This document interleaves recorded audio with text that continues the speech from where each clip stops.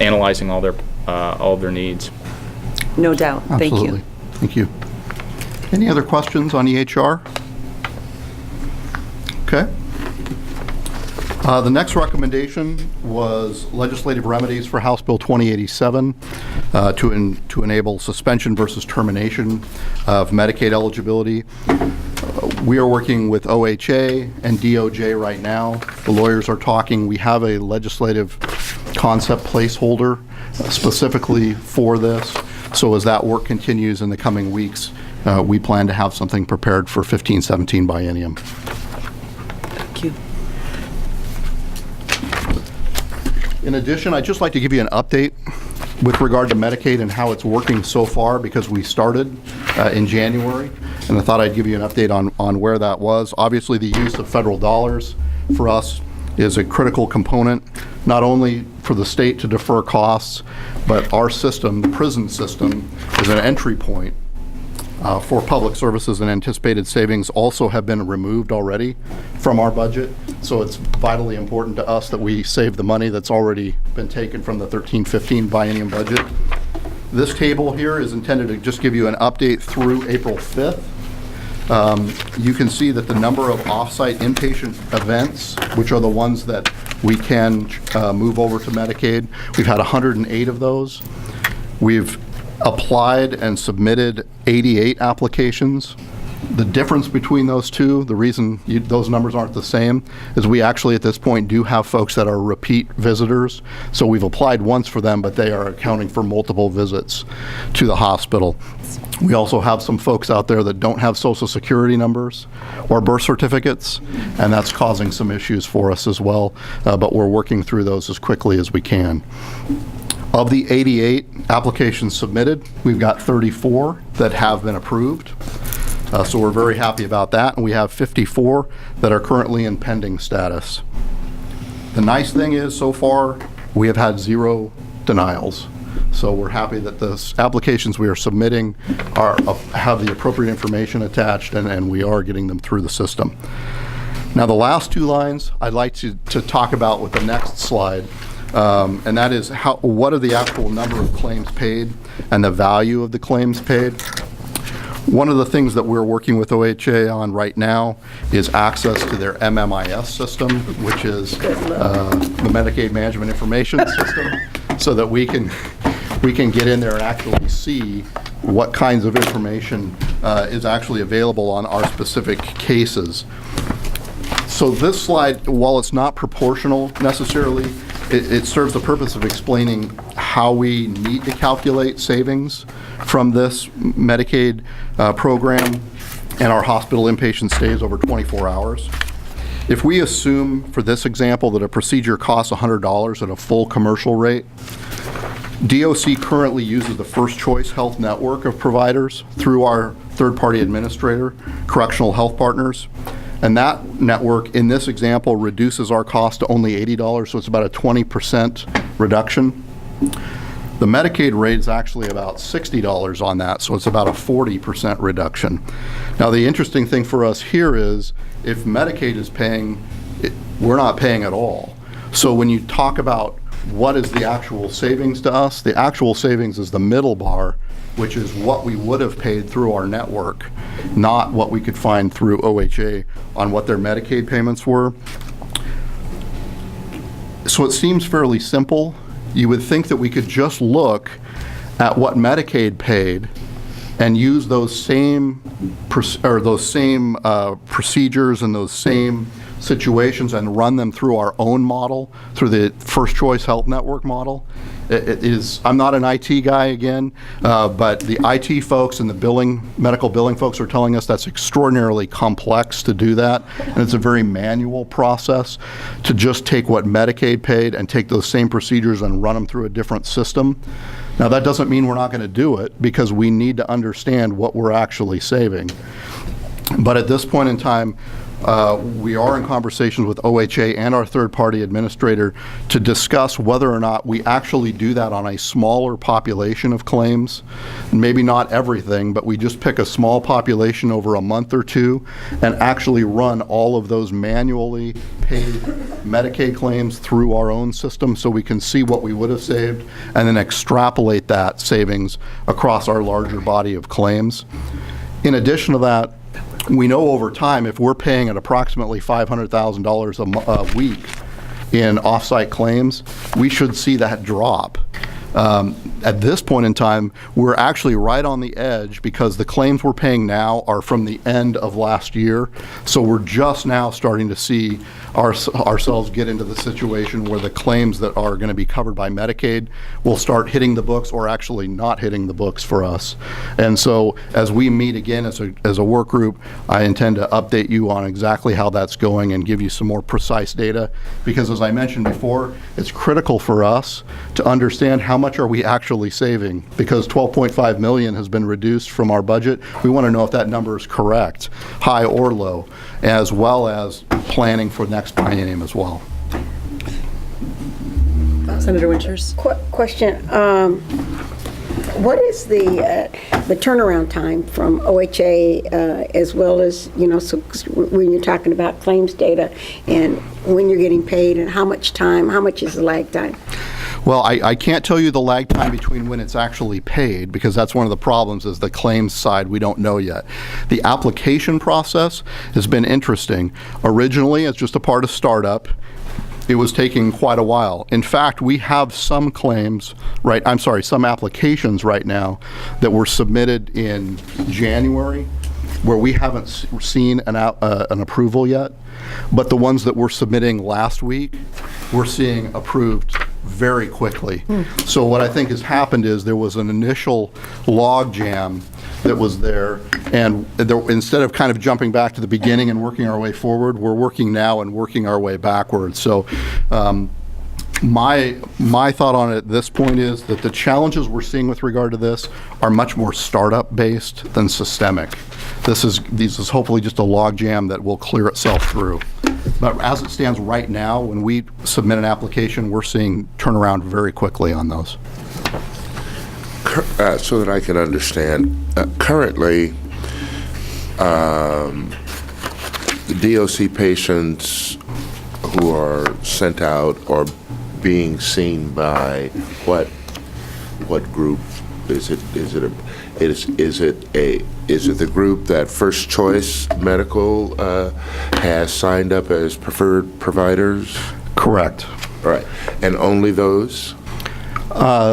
That is, I think, I don't know the answer to that specifically. I'm sorry, but I know that that is in fact the network that we use for our providers, and so while they are on the First Choice network, if they're hospitals and folks are going off-site inpatient for over 24 hours, those claims are actually denied from our network, and then they're instructed to go and bill Medicaid.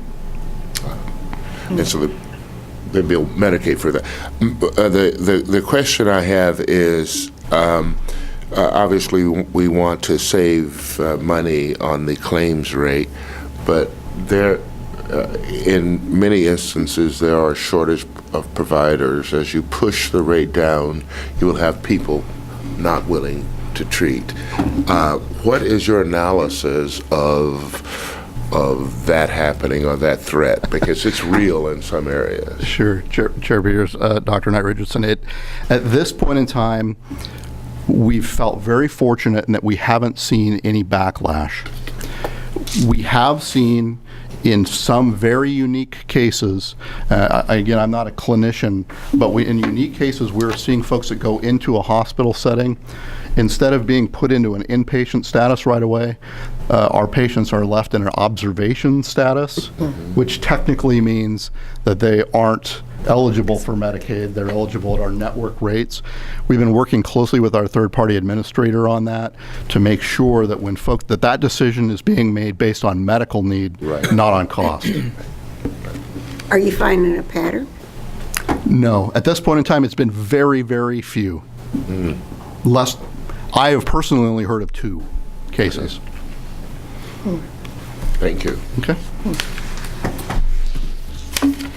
All right, the next recommendation is to create case management program with health classifications and clinical guidelines. Obviously, if our patients are managed well, we'll have fewer interventions, fewer emergency room visits, and fewer medications needed, and better overall outcomes. We do a version of case management now,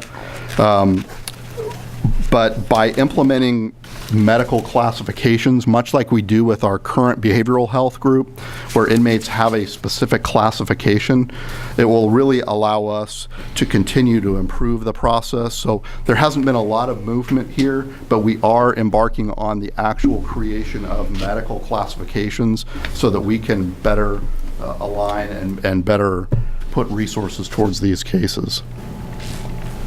Any questions on that? All right. Prison to community connections for all aspects of healthcare. We are partnering with OHA to ensure that all adults in custody are enrolled in healthcare prior to release, as well as the potential reach-ins from CCOs. Coupling that with electronic health record, DOC is aligning itself for this recommendation. Again, this will help to ensure that adults in custody are enrolled for services. And what I have done is brought a slide here. It's important to remember that there are 2 similar yet separate things going on with regard to Medicaid in Department of Corrections. One is what I already spoke about, which is the off-site claims for inpatient folks. And that I've already covered. The second part is our process specific to transition and release, and that is handled by our Offender Management Rehabilitation Division. And I've obtained this information from that division, and it gives us a brief overview of the activities that occurred just in March of this year, just to give you a feel for what we're seeing. I'm probably not able to answer any specific questions with regards to this slide, but I'm more than happy to bring the authors of this information in for a subsequent meeting if that's something you would like. But in covering this information, I found it interesting. In March of 2014, we had 169 of our inmates who were determined eligible through the Cover Oregon portal. 47 we had done the paperwork on, but they were more than a week from release, and so we hadn't actually submitted those yet. And just some interesting information on the side, we had 10 where we didn't submit any due to interstate compact, and that's for inmates who were sharing from another state, and 10 were not submitted due to already having insurance upon release. And then there were 2 who wanted to wait until release to apply. And interestingly enough, we had... Conference is ending now. As requested by the host, please hang up. That's unfortunate. Oh, They've been cut off. We'll fix it. do we want to try and pick them up before I Yeah. keep going? Probably should. That's what you get for not coming in Madam person. Chair, this would be good information, this slide here for our reentry. Right, very much. To present to the Governor's Reentry Council. That's a great suggestion. This is the transition stuff that's happening. Okay. Steve, can we get you on the agenda for the Governor's Reentry Council to present this information? Please. Specific to this slide, Steve, I think, Okay. right? Yeah. Agreed.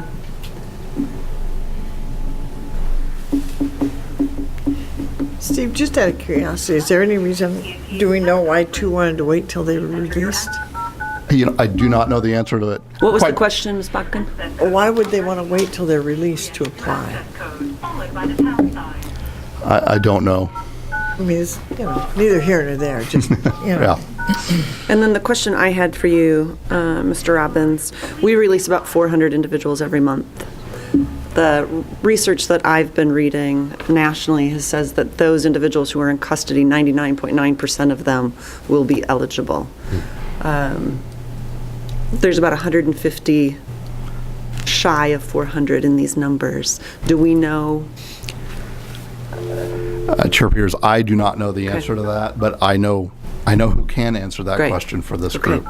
And we can maybe provide that out just after the meeting in terms of communication. In email form? Yeah, absolutely. Perfect. Thank you.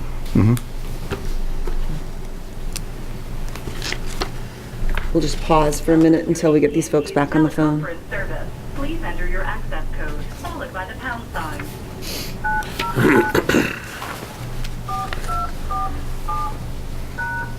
The host has not yet arrived. Please stand by. Are you not the host? We are the host. Your conference will begin momentarily. Please continue to hold. Good drum beat. Thank you. So I do believe, let me just check here.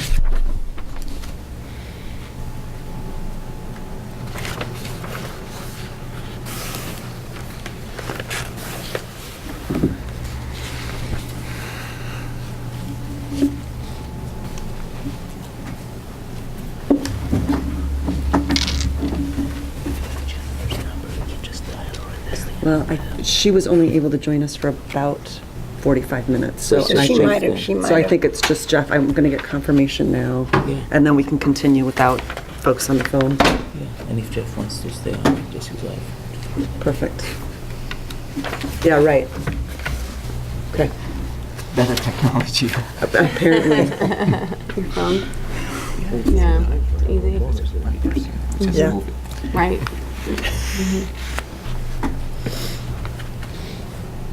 We're gonna follow those rules correctly, or Ramona's gonna come walking in here. I don't want that. It's never, For the it's record. never a good thing. Oh, it's fun. Well, you know, when Ramona comes through the door, you know, you Chair really screw Peters, that. what does this application process look like in custody? Is this something that the counselors are sitting down with the inmates to fill out? Great question. I'll be able to answer yes to that. But I think, Mr. Robbins, you'll be able to get into more detail. And we can continue. We have Representative Williamson is now off the call, and her staff are trying to get back on. Okay. So I think that I'm comfortable proceeding since we don't have a committee member who's missing out on the conversation. Okay. Okay? Okay. And I'll figure out getting our legal counsel back on the line.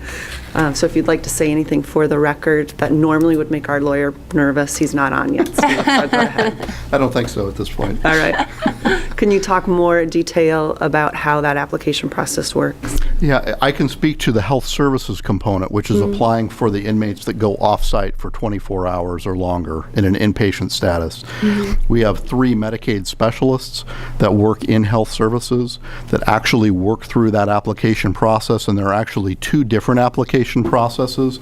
For those that are over 65 is one, and those that are under 65 is another process. We're actually mapping that process out as we speak because we are now Would you getting like to, a few weeks participate and here? months under our belts. And I'd be happy to provide the map of what we actually do to this group. Great. If you'd like. I'm interested just because there may be a population that's not being captured, and you might see maybe a couple of inmates choosing not to go forward with the application process, and it might be interesting to get a viewpoint into what that process looks like to identify whether there's any room for improvement. Absolutely. I agree. And again, as I mentioned earlier on the slide, the process that we're using for the inpatient visits for health services utilizes those 3 Medicaid specialists to do that. This process itself is run through our offender management division, and they're actually using the Cover Oregon portal Okay. directly. We're not. We've been asked specifically not to for this case, for our cases, because they're unique and because we're Jennifer's no suspending longer on, benefits when and folks Jeff come and back Valkenberg I inside have on my iPhone. and those various issues. Okay. Mr. Robbins, just a point of clarification, but I believe we discussed this last fall, that when an inmate leaves DOC and goes into the community on post-prison supervision or even old-school parole, the department, as I understand it, has no financial responsibility for that inmate's health care. Is that correct? Correct. So even though this is an efficiency for the community to get the inmate onto a health care plan if one is available, it doesn't result in any sort of bottom line impact on the department's budget. Correct. Correct. Thank you. But does it But not reduce the cost for community corrections? Well, community corrections isn't paying the medical component. Our community, I'm sorry, let me rephrase that. For us, our funding of the community corrections budget is pass-through money.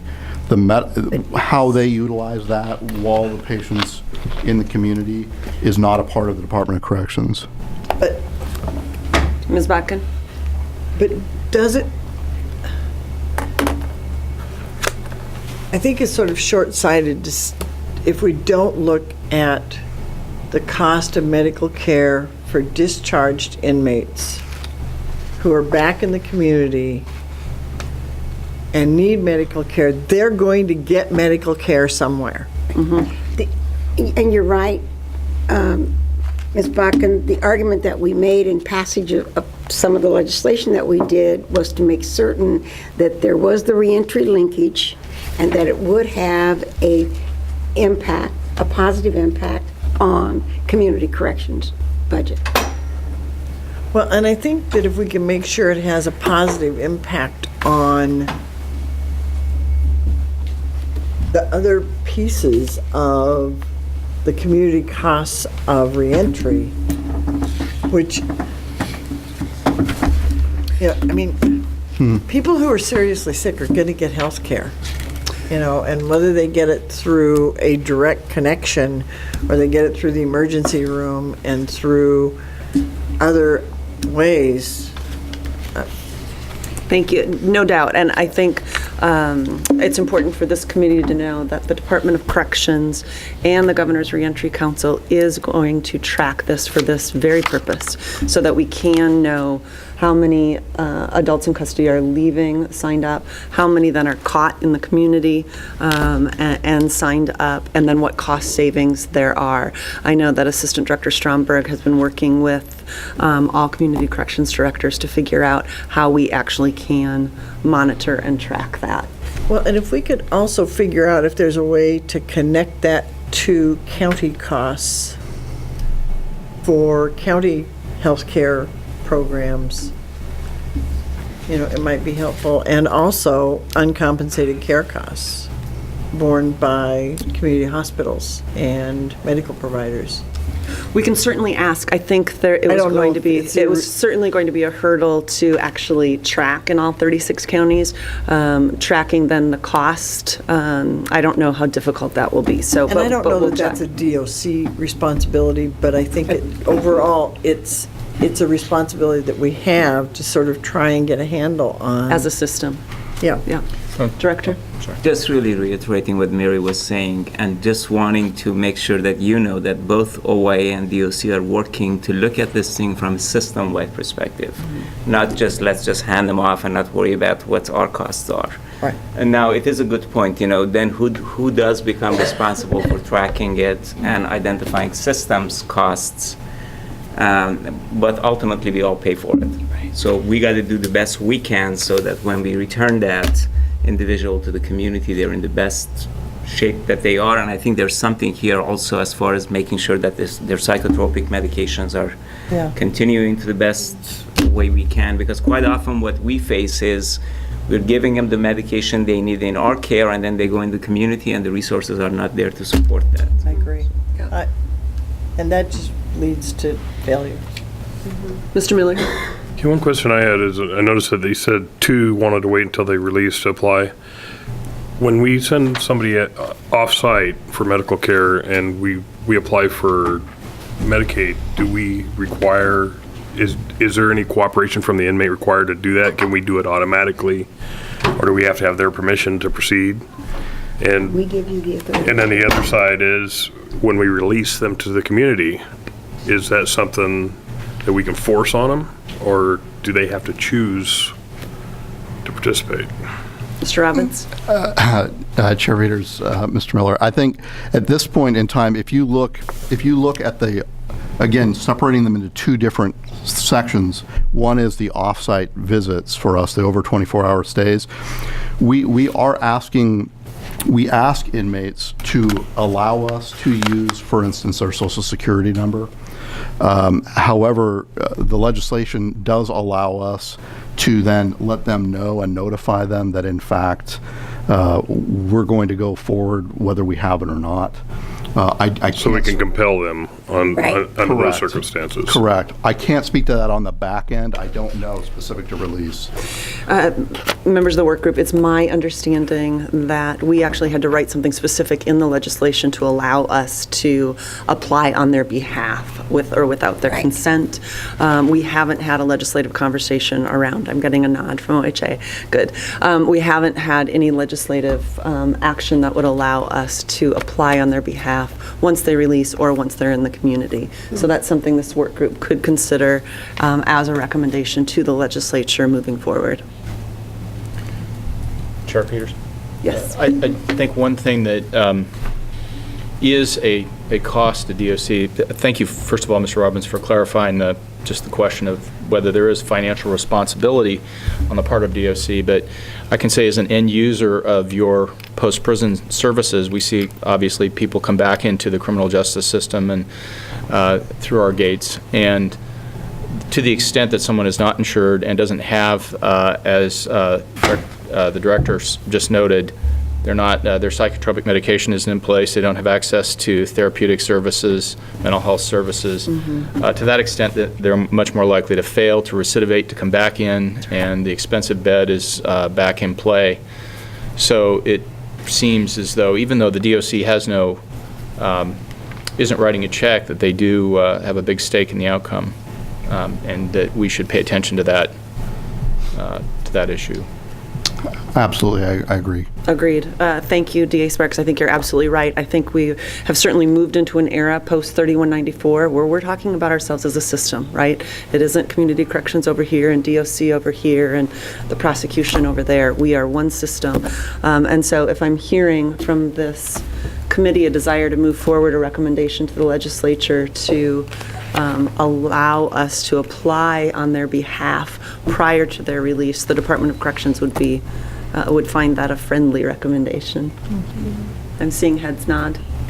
Okay, we'll note that as a recommendation from this work group. Director Peters, I think that's similar to the discussion that we had with other transitional service needs that DOC provides, making certain that individuals have a Social Security number, making certain that, driver's application. I think this is another part of that, and making certain that, on the healthcare side, that we're making that transition from the institution back into the community, and that's how it says prison to communities.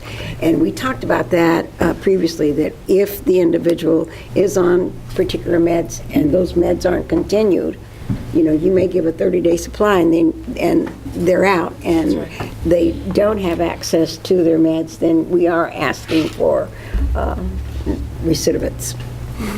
No doubt, the research says that very clearly. Director Paxarest, just to recap, the committee is moving forward with a recommendation to the legislature to change the law that would allow us to apply on the individual's behalf before they leave our custody. I'm assuming you would like the legislation to include OIA. those leaving OIA. Okay. All right. Thank you. Okay, thank you. Mr. Robbins, do you want to continue? Absolutely. Next, I'd like to turn the presentation over to Mike Gower, Assistant Director for Operations for DOC, to discuss food costs and DOC's commissary system. Thank you, Steve. Welcome, Mr. Gower. Good morning, Director.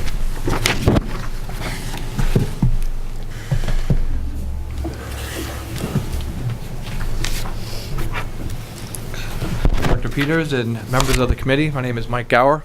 I'm the Assistant Director for Operations for the Department of Corrections. I'd first like to say that I want to thank Steve. He's been on the job for about 13 minutes, and I want to thank him for his presentation and for him and his team for getting this ready for you today. The work group realized that there was an obvious link between nutrition and health and recommended a review of food costs as it related to nutrition. With the help of Director Peters, we reached out to her peer directors across the state, the Association of State Correctional Administrators. We asked them if they would assist us in a food audit. to look at our food cost delivery, and to see if there's any room for improvement or any type of inefficiency. So I'm here today to kind of go over some of those findings with you. ASCA completed a review of the department's food program. Which one is it? Space bar. There you go. Oops.